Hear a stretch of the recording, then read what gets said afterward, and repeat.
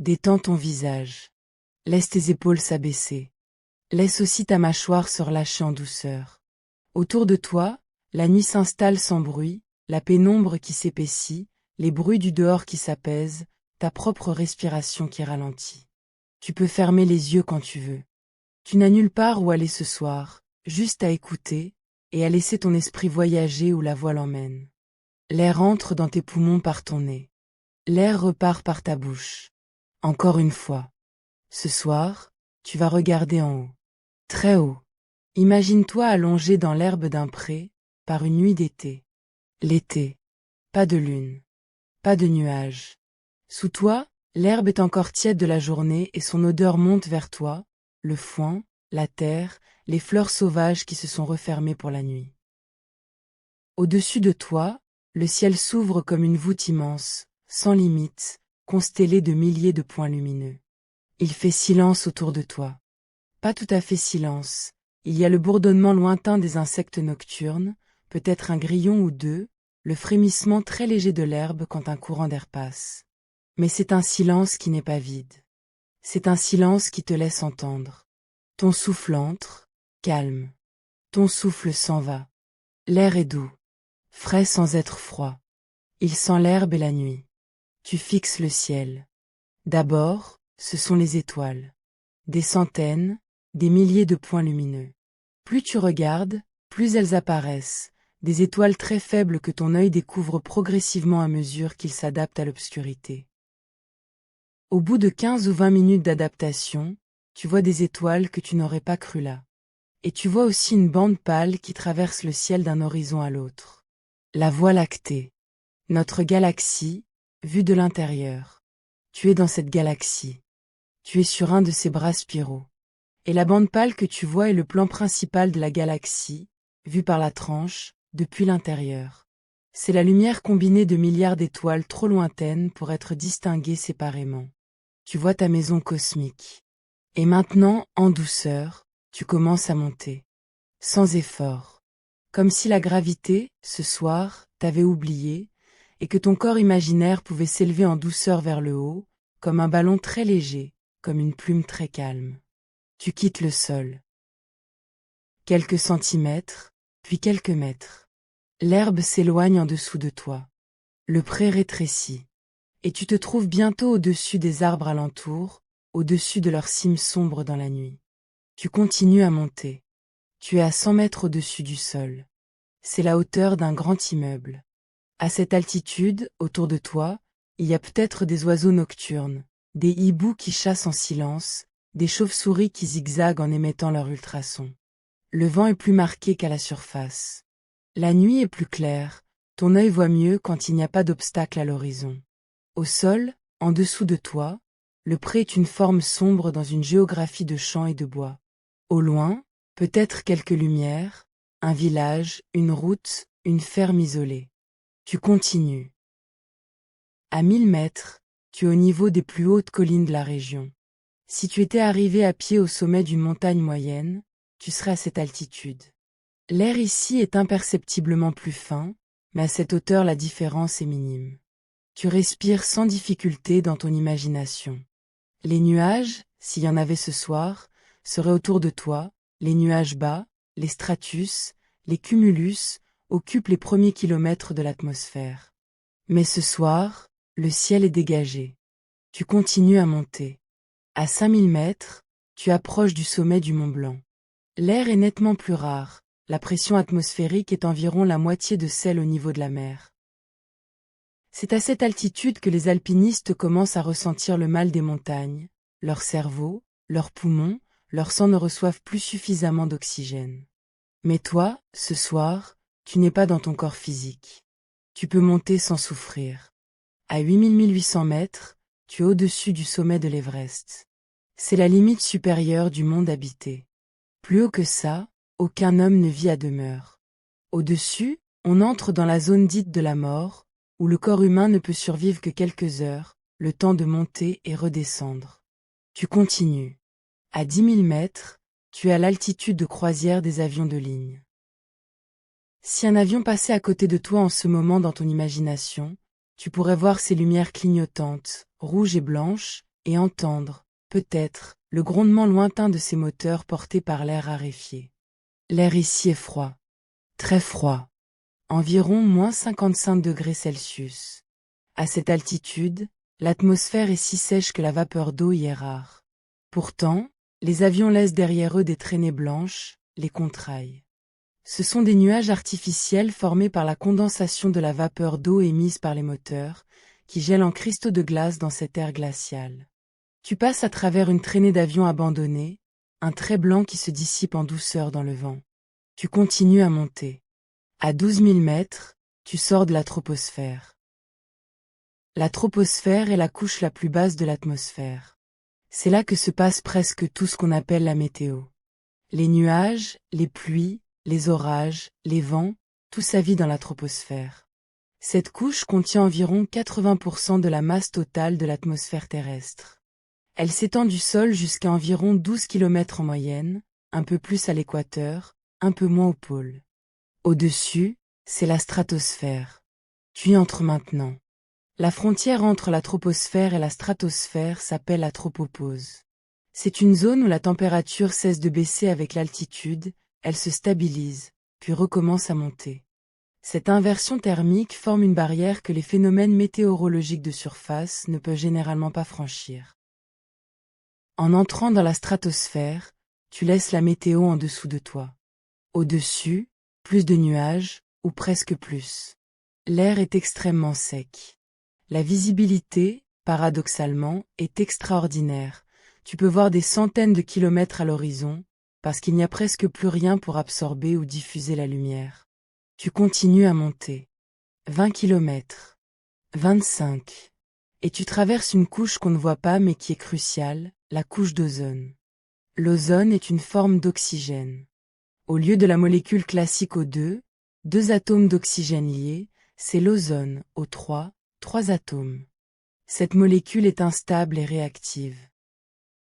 Elle se forme dans la stratosphère par l'action des rayons ultraviolets du Soleil sur les molécules d'oxygène ordinaires. Les UV cassent O2 en deux atomes d'oxygène, qui se recombinent ensuite avec d'autres O2 pour former O3. Et l'ozone, à son tour, absorbe les UV, surtout les UVB et UV, c'est les plus énergétiques. Cette absorption protège toute la vie de surface des rayons solaires qui détruiraient l'ADN à l'air libre. Sans la couche d'ozone, la surface des continents serait inhabitable pour la plupart des formes de vie. Cette couche est mince. Si on la comprimait à la pression du sol, elle ferait à peine 3 mm d'épaisseur. 3 mm entre la vie de surface et un soleil qui détruirait l'ADN à découvert. Tu traverses cette couche dans ton imagination. Tu la dois. Tout ce que tu es, toutes les molécules complexes qui te composent, n'existeraient pas sans elle. Et tu continues. À 30 km, l'atmosphère est tellement raréfiée que les ballons sondes météorologiques atteignent leur altitude maximale et finissent par éclater. Les pressions internes deviennent trop fortes par rapport à la pression extérieure. À 40 km, tu sors de la stratosphère. C'est la mésosphère. Cette couche est moins connue, parce que c'est l'altitude la plus difficile à étudier, trop haute pour les avions, trop basse pour les satellites en orbite stable. Les ballons sondes n'y arrivent pas. Les fusées la traversent en quelques dizaines de secondes. On l'appelle parfois l'ignorosphère. Et c'est ici que se produit un phénomène que tu as vu de nuit, sans le savoir, par les nuits d'été propices, les étoiles filantes. Les étoiles filantes ne sont pas des étoiles. Ce sont des météores, des petits débris cosmiques, souvent pas plus gros qu'un grain de sable ou un caillou, qui entrent dans l'atmosphère terrestre à des vitesses fulgurantes. Entre 10 et 72 km par seconde, selon leur origine et leur direction. Quand un de ces fragments entre dans la mésosphère, il rencontre l'air pour la première fois depuis sa formation. La friction avec les molécules d'air le chauffe à des températures extrêmes, plusieurs milliers de degrés. Il s'évaporise. Et ce gaz incandescent, qui est en fait du fragment lui-même devenu plasma, produit la traînée lumineuse que tu vois depuis le sol. L'étoile filante est la mort lumineuse d'un grain de poussière cosmique. Et chaque jour, plusieurs tonnes de matière extraterrestre tombent sur la Terre sous forme de météores. La plupart se vaporisent dans la mésosphère. Quelques-uns, plus gros, arrivent à pénétrer plus profondément et peuvent atterrir sous forme de météorites. Mais l'essentiel, c'est une pluie permanente de poussière interplanétaire qui descend dans l'atmosphère et finit par tomber, en cristaux microscopiques, sur le sol et les océans. La Terre mange l'espace, en douceur, chaque jour. Tu continues à monter. À 80 km, tu sors de la mésosphère. Ici, la frontière est officielle pour beaucoup d'organismes, c'est la ligne de Kármán, à 100 km d'altitude, qui est considérée par convention comme le début de l'espace. Mais bien avant cela, autour de 80 km, l'atmosphère est tellement raréfiée que les principes de la mécanique des fluides, qui guident les avions et les ballons, ne s'appliquent plus. Pour rester en mouvement, il faut désormais voler à des vitesses orbitales, environ 8 km par seconde, pour que la courbure de ta trajectoire suive la courbure de la Terre. À cette altitude, tu entres dans la thermosphère. Le mot vient du grec thermos, chaleur. Parce que dans cette couche, les molécules de gaz, quand il y en a, sont à des températures très élevées. Plusieurs centaines, parfois 1000 ou 2000 degrés Celsius. Mais cette température n'a presque aucun effet sur un objet qui voyage, parce qu'il y a si peu de molécules que la transmission de chaleur est dérisoire. C'est ici, dans la thermosphère, que vivent les aurores boréales. Quand tu regardes une aurore depuis le sol, un voile vert ou violet qui ondule dans le ciel polaire, tu vois un phénomène qui se passe entre 100 et 300 km d'altitude, parfois plus haut. Les aurores sont produites par l'interaction entre le vent solaire et l'atmosphère terrestre. Le Soleil émet en permanence un flux de particules chargées, des protons et des électrons, qu'on appelle le vent solaire. Ces particules voyagent dans l'espace à des centaines de kilomètres par seconde. Quand elles atteignent la Terre, elles sont déviées par le champ magnétique terrestre, le bouclier magnétique de la planète, généré par le mouvement du fer fondu dans le noyau externe. Mais au pôle, les lignes du champ magnétique convergent vers le sol. Et les particules du vent solaire, guidées par ces lignes, descendent en spirale dans l'atmosphère polaire. Quand elles rencontrent les molécules de la haute atmosphère, surtout l'azote et l'oxygène, elles les excitent. Les électrons des molécules atmosphériques sont propulsés temporairement à des niveaux d'énergie supérieurs. Et quand ils redescendent, ils émettent un photon, une couleur précise, selon le niveau d'énergie et la molécule. L'oxygène émet en vert à environ 100 km d'altitude, et en rouge plus haut. L'azote émet en bleu et en violet. Tu es exactement dans la zone des aurores en ce moment. S'il y a une aurore active cette nuit-là, tu peux la traverser dans ton imagination. Une rideau de lumière verte ondule autour de toi. Tu vois l'aurore non plus de dessous, comme tu l'as toujours vue, mais de l'intérieur. Une danse de lumière silencieuse. Une chorégraphie produite par des particules venues du Soleil il y a 3 ou 4 jours, qui ont parcouru 150 millions de kilomètres avant d'allumer cette lumière au-dessus de la Terre. Le Soleil te touche, ici, sous une forme que la surface ne voit pas. Tu continues à monter. À 200 km, tu es au niveau de la Station spatiale internationale. Elle orbite entre 400 et 420 km environ. 6 personnes, actuellement, vivent en permanence à cette altitude, dans une boîte métallique pressurisée qui tourne autour de la Terre à environ 28 000 km par heure. Ils font le tour complet de la planète toutes les 92 minutes, soit 16 levers et couchers de soleil par jour. Tu passes à côté de la station, ou en dessous, ou au-dessus, selon comment tu l'imagines. Ces panneaux solaires brillent dans la lumière du soleil. Ces modules d'habitation, cylindriques, sont reliés en chaîne. À l'intérieur, des humains lisent peut-être un livre, dorment dans leur petite cabine, regardent par les hublots la terre tourner. Tu salues, dans ton imagination. Et tu montes encore. À 1000 km au-dessus du sol, tu es presque sorti de toute atmosphère significative. La pression du gaz autour de toi est inférieure au meilleur vide qu'on puisse créer en laboratoire. Il y a encore quelques molécules, des atomes d'hydrogène venus du Soleil, des atomes d'oxygène atomique, mais elles sont si rares qu'elles ne forment plus à proprement parler une atmosphère. Tu regardes vers le bas. La Terre, depuis cette altitude, est ronde. Indiscutablement ronde. Bleue et blanche. Tu peux voir des continents entiers d'un coup d'œil.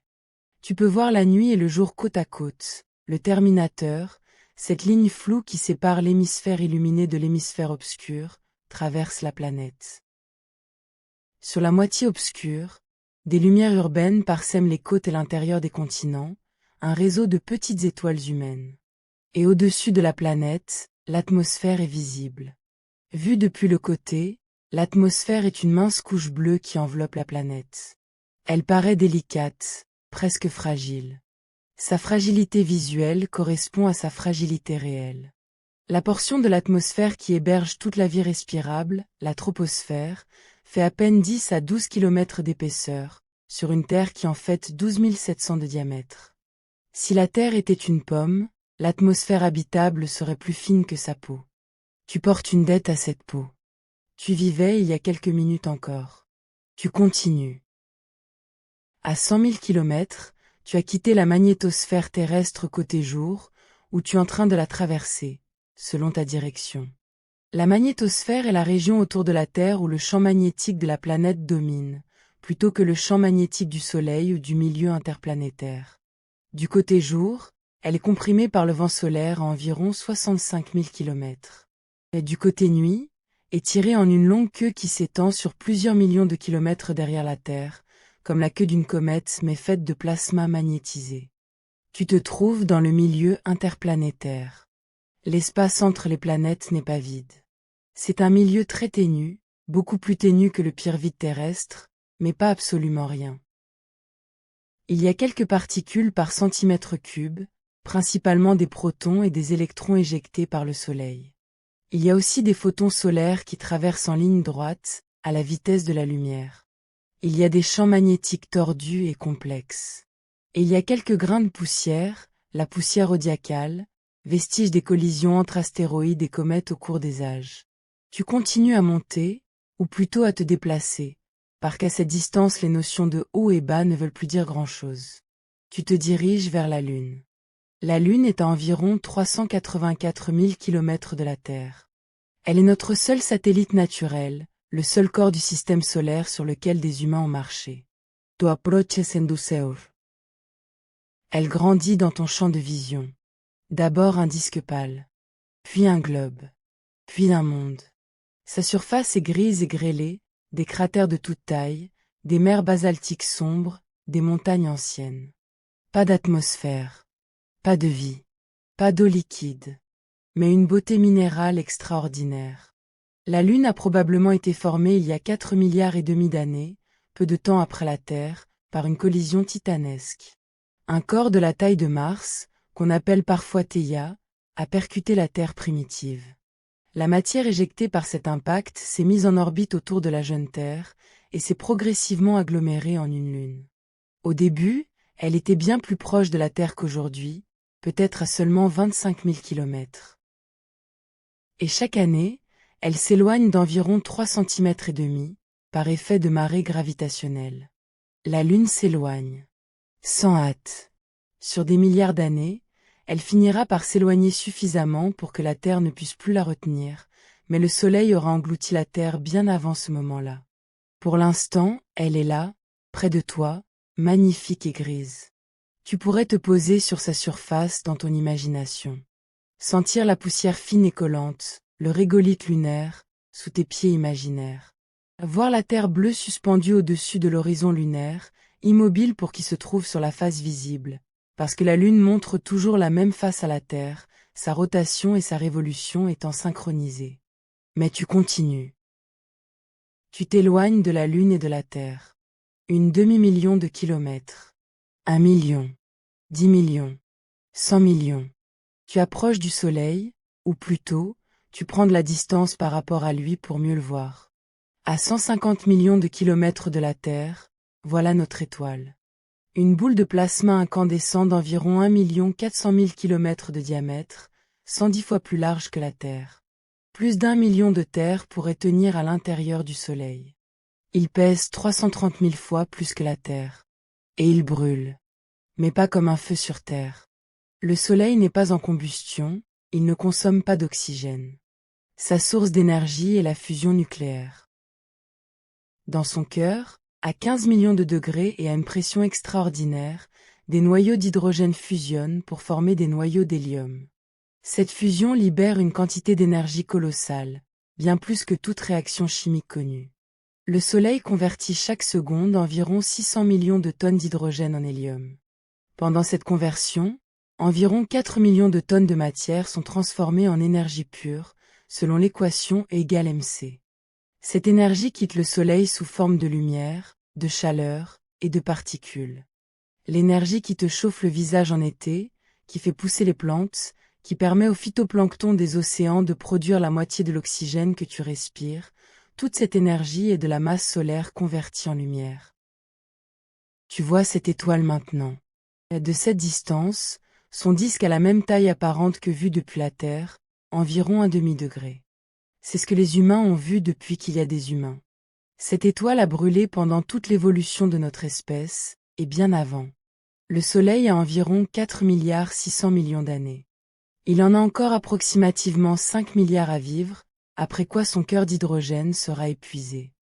Il deviendra alors une géante rouge, il s'enflera énormément, engloutira Mercure et Vénus, et peut-être la Terre. Il brillera plusieurs centaines de fois plus que maintenant pendant 1 milliard d'années, puis perdra ses couches externes en une nébuleuse planétaire colorée. Au centre, il restera un noyau dense et chaud, une naine blanche, qui se refroidira en douceur pendant des dizaines de milliards d'années, jusqu'à s'éteindre. Le destin du Soleil, comme celui de toutes les étoiles de masse moyenne, est écrit dans les lois de la physique nucléaire et de la gravité. Mais ce destin est loin encore. Pour l'instant, le Soleil brille comme il brille depuis 5 milliards d'années, avec une régularité absolue, comme une horloge nucléaire au cœur du système solaire. Tu poursuis ta montée, ou ton éloignement, dans ce qui est désormais l'espace interplanétaire. Tu dépasses l'orbite de Mars. Cette planète rouge, plus petite que la Terre, dont la surface est aujourd'hui un désert glacé mais qui a peut-être abrité de l'eau liquide il y a des milliards d'années. Tu passes les astéroïdes, entre Mars et Jupiter, des centaines de milliers de corps rocheux orbitent dans la ceinture principale, vestiges de la formation du système solaire qui n'ont jamais pu s'agglomérer en planète à cause des perturbations gravitationnelles de Jupiter. Tu passes Jupiter, la plus grande planète du système solaire. Une boule de gaz tourbillonnant 2 fois et demi plus massive que toutes les autres planètes réunies. Ces bandes nuageuses, alternance de jaune, orange, brun, sont le résultat de cellules de convection atmosphérique gigantesques. Et la fameuse grande tache rouge, un anticyclone qui tourbillonne depuis au moins 350 ans, peut-être bien davantage, et plus large que la Terre. Tu passes Saturne et ses anneaux, ces structures délicates de particules de glace en orbite autour de la planète, dont l'origine est encore débattue. Peut-être les vestiges d'une lune désintégrée. Peut-être de la matière qui n'a jamais pu s'agglomérer. Tu passes Uranus, qui tourne sur le côté, son axe presque dans le plan de son orbite, à cause d'une collision ancienne probablement. Tu passes Neptune, la dernière des planètes officielles, bleue et venteuse, avec les vents les plus rapides du système solaire. Et au-delà, la ceinture de Kuiper, où orbitent Pluton et des centaines d'autres petits mondes glacés. Et plus loin encore, le nuage d'Oort, une coquille sphérique de comètes glacées qui entoure le système solaire à des distances de plusieurs milliers d'unités astronomiques. Avant de sortir, prends un moment pour penser aux autres étoiles et aux autres mondes. Depuis 1995, on sait que notre Soleil n'est pas la seule étoile à avoir des planètes. Cette année-là, 2 astronomes suisses, Michel Mayor et Didier Queloz, ont annoncé la détection de la première planète orbitant autour d'une étoile autre que le Soleil, 51 Pégasi b, une géante gazeuse de la taille de Jupiter mais en orbite très proche de son étoile. Depuis, on en a découvert des milliers. Aujourd'hui, plus de 5000 exoplanètes sont confirmées, et probablement des milliards existent dans notre seule galaxie. Certaines sont semblables à Jupiter, des géantes gazeuses. D'autres sont des super-terres, plus grandes que la Terre mais plus petites que Neptune. D'autres sont des mondes glacés, des mondes brûlants, des mondes étranges qu'on n'a pas d'équivalent dans notre système solaire. Et certaines, dans une fourchette particulière de distance à leur étoile, sont dans la zone habitable, la région où l'eau peut exister à l'état liquide sur la surface. Ces planètes sont peut-être habitables. Peut-être habitées. On ne sait pas. Pour l'instant, Aucune trace de vie ailleurs n'a été confirmée. Les télescopes spatiaux comme James Webb commencent à analyser les atmosphères de certaines exoplanètes proches, à chercher des signatures chimiques qui pourraient indiquer la présence d'organismes vivants. Le dioxygène et le méthane en présence simultanée, par exemple, signaleraient un déséquilibre que seule la vie peut entretenir. Mais c'est un travail patient. La distance fait que ces signaux sont extrêmement faibles. Il faudra peut-être des décennies pour avoir une réponse définitive. En attendant, statistiquement, la vie ailleurs est plausible. Sur les milliards d'étoiles de notre galaxie, sur les milliards de galaxies de l'univers observable, il y a des milliards de planètes.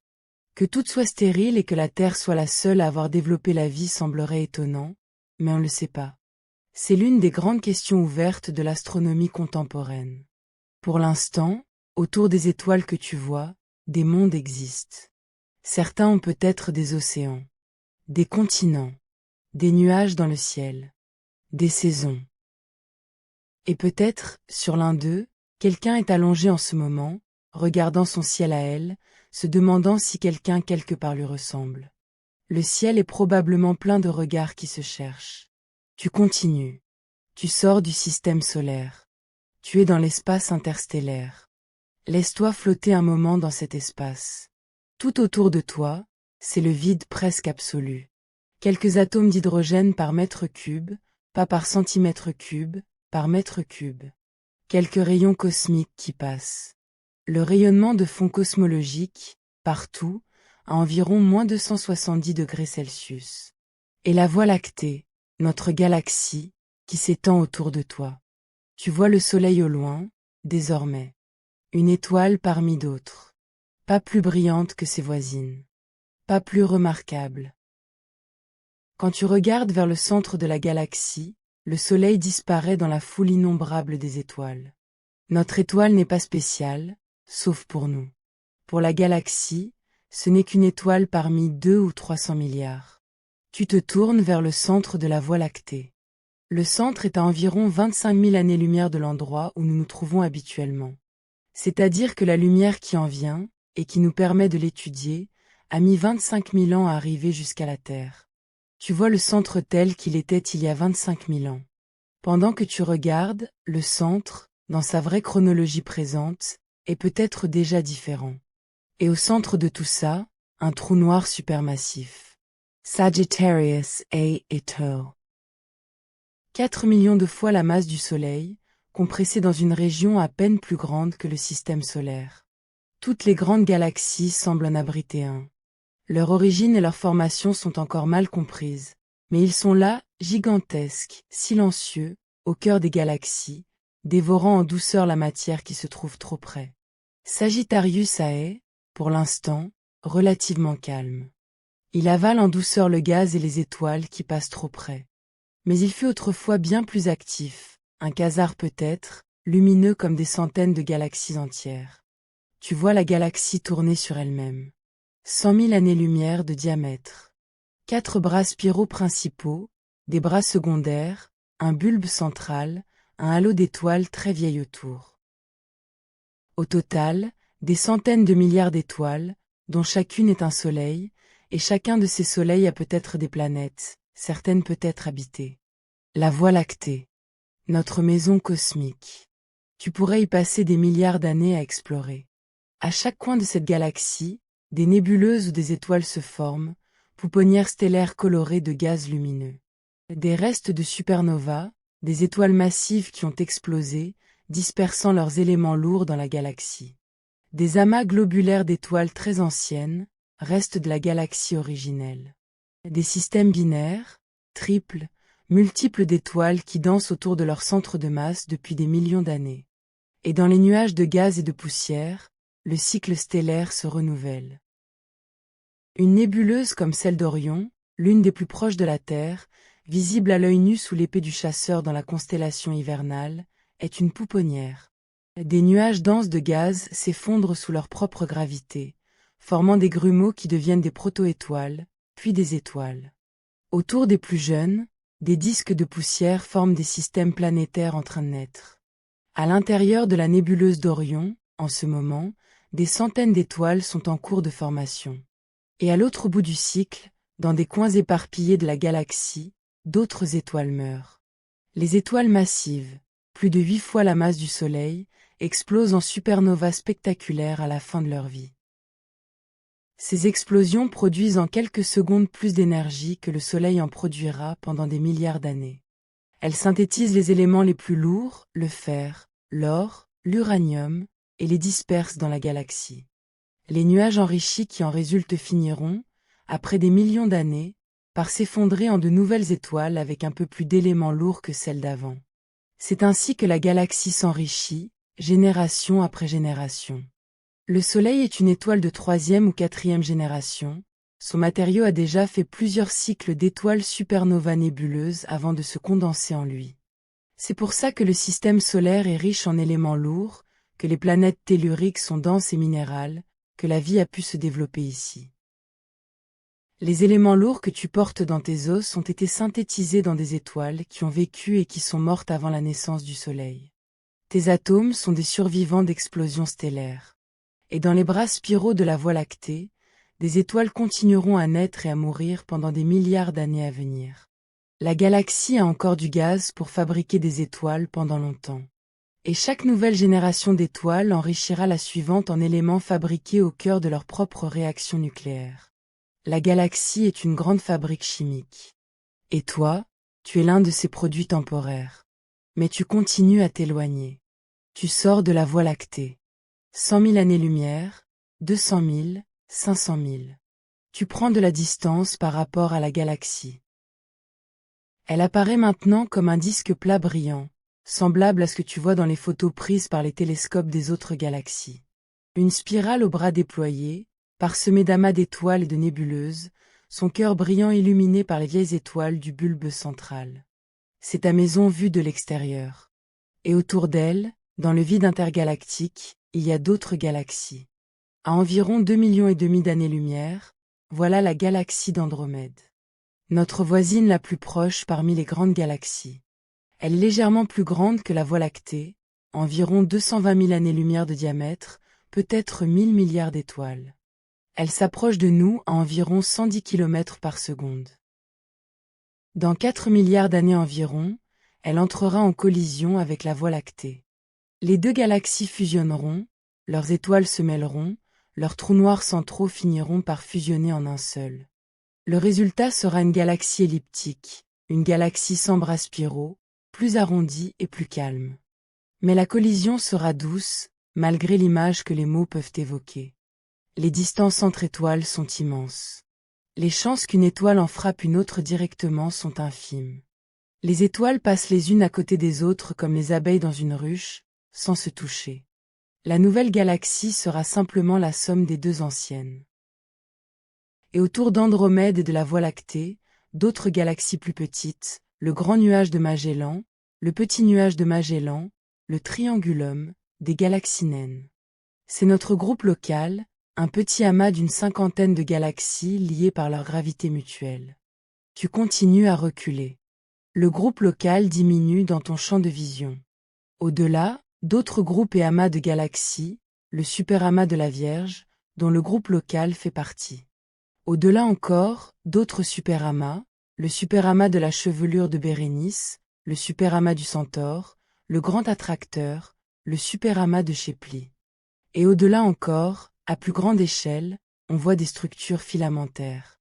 La Toile cosmique. À l'échelle de centaines de millions d'années-lumière, l'univers n'est pas uniforme.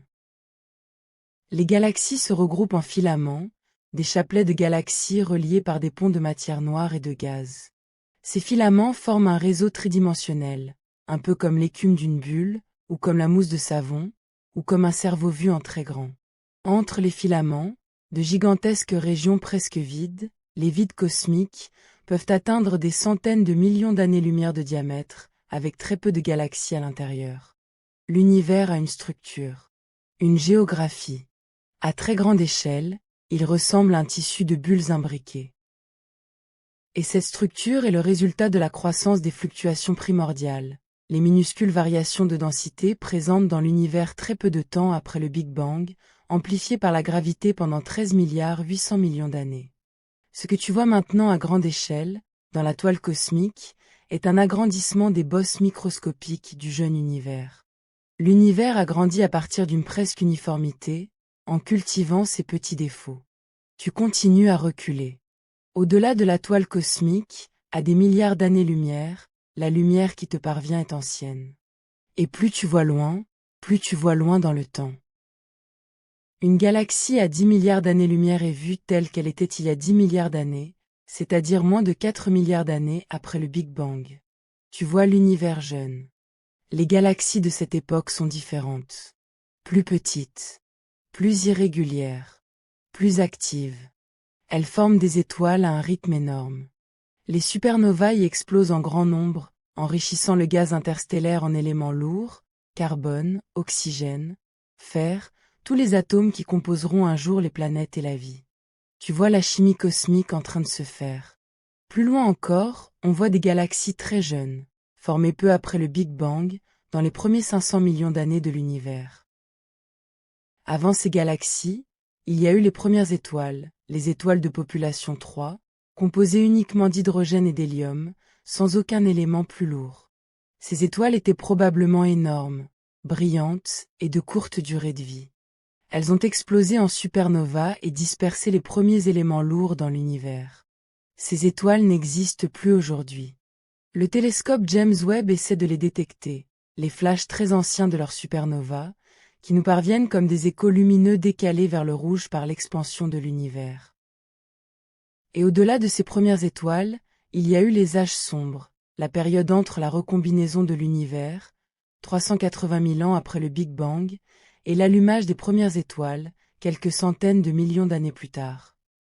Pendant ces âges sombres, l'univers était rempli d'un gaz froid d'hydrogène et d'hélium, sans aucune étoile, sans aucune lumière visible. Juste un brouillard cosmique calme. Tu traverses les âges sombres. Et au-delà, tu trouves la lumière la plus ancienne qu'on puisse voir. Le fond diffus cosmologique. 380 000 ans après le Big Bang, l'univers était assez chaud, plusieurs milliers de degrés, pour être entièrement ionisé. Les électrons étaient libres, les noyaux atomiques étaient libres, la lumière interagissait constamment avec ces particules chargées. L'univers était opaque, comme l'intérieur d'une nébuleuse incandescente. Et puis, en se refroidissant par expansion, l'univers est arrivé à environ 3000 degrés. À cette température, les électrons ont commencé à se combiner avec les protons pour former les premiers atomes d'hydrogène neutre. Les électrons libres ont disparu. La lumière a soudainement pu se propager librement, sans plus rien pour la diffuser. C'est ce qu'on appelle la recombinaison, ou plus précisément, le découplage matière-rayonnement. C'est l'instant où l'univers est devenu transparent. Et la lumière émise à ce moment, étirée par 13,8 milliards d'années d'expansion cosmique, est encore là aujourd'hui. Décalée vers les micro-ondes par l'étirement, elle baigne tout l'univers à une température de 2 degrés et 72 centièmes au-dessus du zéro absolu. Elle vient de toutes les directions du ciel à peu près également. Quand tu regardes le ciel avec un radiotélescope sensible aux micro-ondes, tu vois cette lueur, uniforme à un 10 millième près. Cette lueur est la plus vieille image qu'on puisse voir. C'est la photo de naissance de l'univers. Tu la traverses en ce moment dans ton imagination. Une mer de photons très faibles, très anciens, partout autour de toi. Chacun de ces photons a été émis il y a 13,8 milliards d'années par un atome d'hydrogène se formant. Pendant tout ce temps, il a voyagé dans le vide intergalactique en expansion. Il n'a rien touché. Il a juste été étiré par l'expansion de l'espace lui-même. Chaque cellule de ton corps reçoit en ce moment des centaines de ces photons primordiaux chaque seconde. Tu baignes dans la lumière de la naissance de l'univers. Tu es chauffé, infiniment légèrement, par le Big Bang. Laisse-toi flotter. À cette distance, dans cette ancienneté, le concept de monter ou descendre n'a plus aucun sens. Tu es au-delà de toute géographie. Tu es dans la chronologie. Et tu peux contempler ce que tu sais, et ce qu'on ne sait pas. L'univers a 13,8 milliards d'années, selon les meilleures mesures actuelles. Il s'étend depuis le Big Bang en expansion accélérée, une accélération causée par une force qu'on appelle l'énergie sombre, dont on ne connaît pas la nature. La matière qu'on peut voir, les étoiles, le gaz, les planètes, représentent seulement environ 5% du contenu énergétique total de l'univers. 27% est de la matière sombre, une matière invisible qui interagit gravitationnellement mais pas par les autres forces connues. Et 68% est de l'énergie sombre. Nous ne connaissons donc directement qu'une petite fraction de ce dont l'univers est fait. Et au-delà de l'univers observable, il y a probablement plus d'univers. La lumière qui se trouve au-delà de notre horizon cosmologique n'a pas encore eu le temps de nous parvenir, et ne nous parviendra peut-être jamais à cause de l'expansion accélérée. Il existe possiblement des régions de l'univers infini, ou en tout cas immenses, dont nous ne savons rien. Et avant le Big Bang, là, on touche aux limites de ce que la physique actuelle peut dire. Les théories sur l'univers très primordial, l'inflation, les modèles de pré-Big Bang, les multivers, sont encore en construction. Il est possible que notre Big Bang ne soit qu'un événement parmi d'autres dans une réalité plus large. Nous ne savons pas. Et c'est bien. C'est l'état naturel de la connaissance, borné, partiel, en constante extension. Chaque génération de scientifiques apprend des choses que la précédente ne savait pas, et laisse des choses pour la suivante. Tu fais partie de ce processus. En tant qu'humain qui pense, en cet instant, à l'univers entier, tu participes à la conscience de Cosmos sur lui-même. L'univers, en toi, est en train de se contempler. Et pense au destin de cet univers. Les meilleures mesures actuelles suggèrent que l'expansion de l'univers s'accélère. L'énergie sombre, quelle qu'elle soit, pousse l'espace à s'étirer de plus en plus vite. Sur des dizaines de milliards d'années à venir, cette accélération aura des conséquences profondes. Les galaxies s'éloigneront les unes des autres à des vitesses telles que la lumière qu'elles émettent finira par ne plus pouvoir nous parvenir.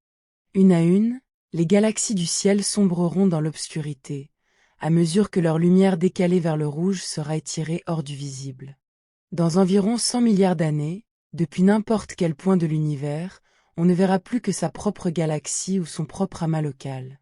Tout le reste aura disparu, non pas détruit, juste devenu inaccessible à cause de l'expansion de l'espace. Les futurs astronomes, s'il en existe, ne pourront pas reconstituer l'histoire cosmologique comme nous pouvons le faire. Ils ne verront ni l'expansion, ni le Big Bang. Ils penseront vivre dans un univers statique réduit à leur île galactique. Nous vivons dans une époque privilégiée. Une époque où l'univers est encore assez jeune pour qu'on puisse voir presque toute son histoire. Une époque où les fossiles cosmiques, le fond diffus cosmologique, les galaxies lointaines, les premières étoiles, sont encore accessibles à nos instruments. Quelques centaines de milliards d'années plus tard, ces fossiles auront été effacés. Nous regardons l'univers à la bonne fenêtre. Et même au-delà de cette fenêtre, sur des échelles de temps qui se mesurent en gogoles d'années, des 10 puissance 100 années, l'univers évoluera. Les étoiles cesseront de naître quand le gaz disponible aura été consommé. Les étoiles existantes brûleront leur combustible et deviendront des naines noires, des étoiles à neutrons, des trous noirs. Sur des échelles de temps si longues qu'aucune horloge ne pourrait les compter, même les trous noirs s'évaporeront, par le rayonnement de Hawking, laissant un univers diffus de photons à très basse énergie. Mais ces destins sont si lointains qu'ils n'ont pas de sens pour une existence humaine. Pour l'instant, l'univers est plein d'étoiles qui brillent, de galaxies qui dansent, de matière qui s'organise en formes complexes, dont toi, ce soir. Tu vis dans l'âge d'or de l'univers. Et c'est cet âge d'or qui te permet, en cet instant, de penser à tout ça. Il est temps de redescendre. Sans hâte, la montée s'inverse. Tu reviens à travers les âges. La lumière la plus ancienne s'éloigne de toi. Les premières étoiles, les galaxies primitives, la toile cosmique. Tu reviens dans le superamas de la Vierge. Dans le groupe local. La galaxie d'Andromède s'éloigne dans une direction, la Voie lactée se rapproche. Tu rentres dans la Voie lactée. Le bras d'Orion. Le voisinage solaire, des étoiles familières apparaissent autour de toi. Alpha du Centaure, Sirius, Procyon, Vega, Arcturus. Et notre Soleil, modeste, jaune, normal. Tu approches du Soleil. Tu passes Neptune, Uranus, Saturne et ses anneaux, Jupiter et sa grande tache. Tu traverses la ceinture d'astéroïdes. Tu passes Mars. Et la terre apparaît, ronde et bleue, parmi les étoiles. Tu approches.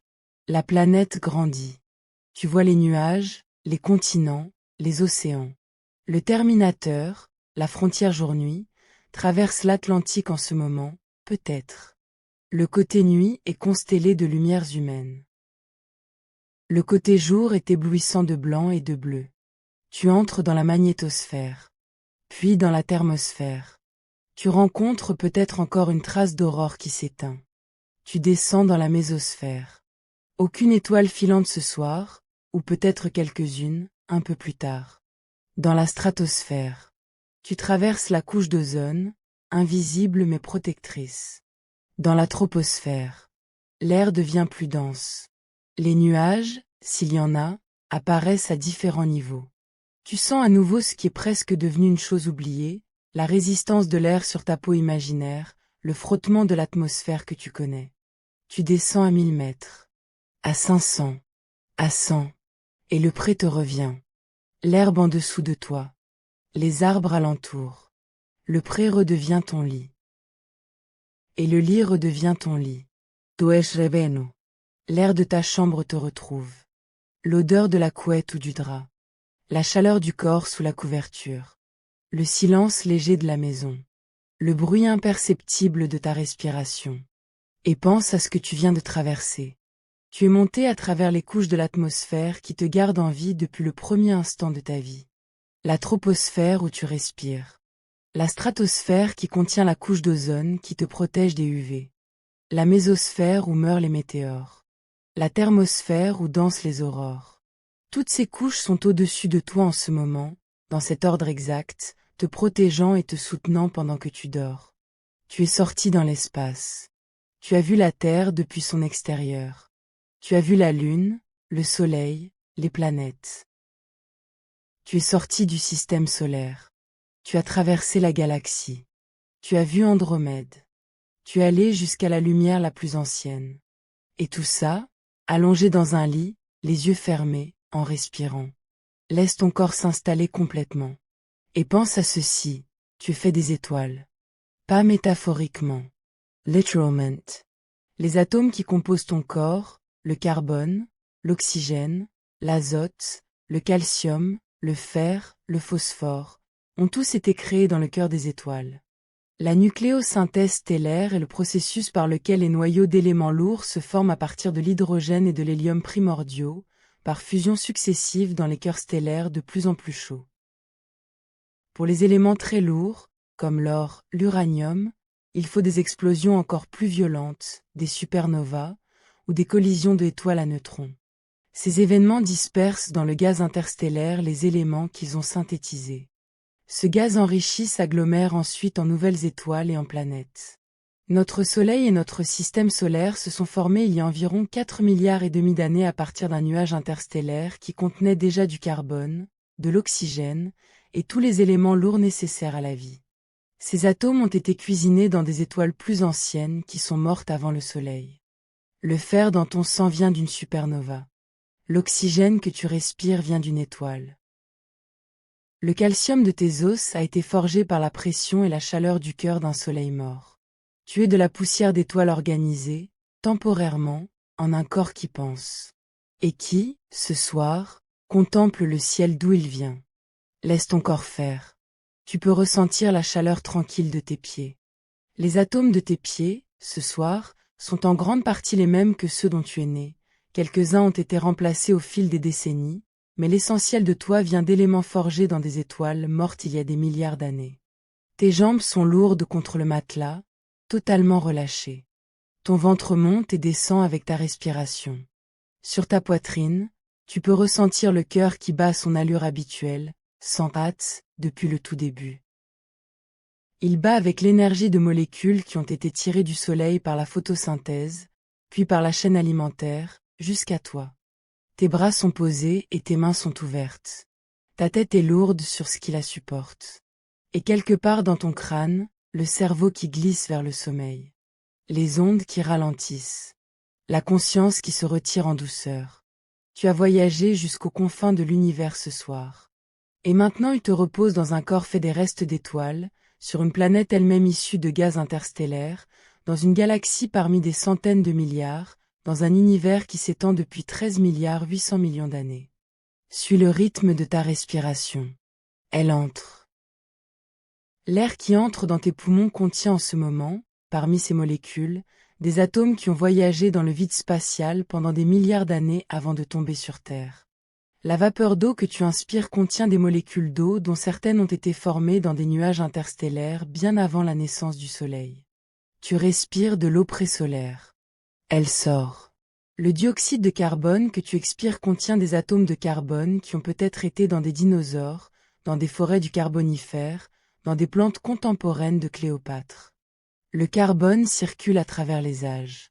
Demain, ce carbone que tu exhales sera peut-être absorbé par un arbre.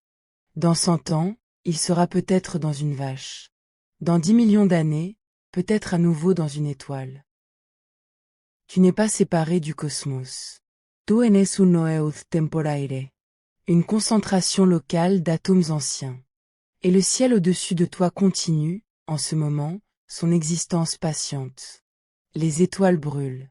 Les galaxies tournent. Les photons primordiaux traversent l'espace. La Lune s'éloigne d'1 millimètre cette nuit. Le Soleil convertit 4 millions de tonnes de masse en énergie chaque seconde, comme il le fait depuis 5 milliards d'années. Tout ça, pendant que tu t'endors. Tu n'as pas besoin de te précipiter pour aller voir. C'est là. Ça sera là demain. Ça sera là dans des milliards d'années. Le ciel n'a pas de sens de l'urgence. Et toi non plus, ce soir. Tes épaules s'allègent une dernière fois, comme un nuage qui se dissout. La tensión de ta machoire se disipe. Tes mains s'ouvrent en douceur, comme si tu rendais à la nuit ce que tu portais sans le savoir. Tu n'as nulle part où aller ce soir. Tu as déjà fait le voyage le plus long qu'il soit, tu as touché la lumière la plus ancienne de l'univers, tu as vu la Terre depuis son extérieur, tu es revenu sans encombre. Et maintenant tu te reposes. Dans un corps fait d'atomes forgés dans des étoiles, respirant un air ancien, allongé sur une planète qui tourne en douceur sur elle-même dans l'obscurité de l'espace, sous un ciel infini où des choses immenses se passent en silence. Il n'y a pas de meilleur endroit pour dormir. Bonne nuit.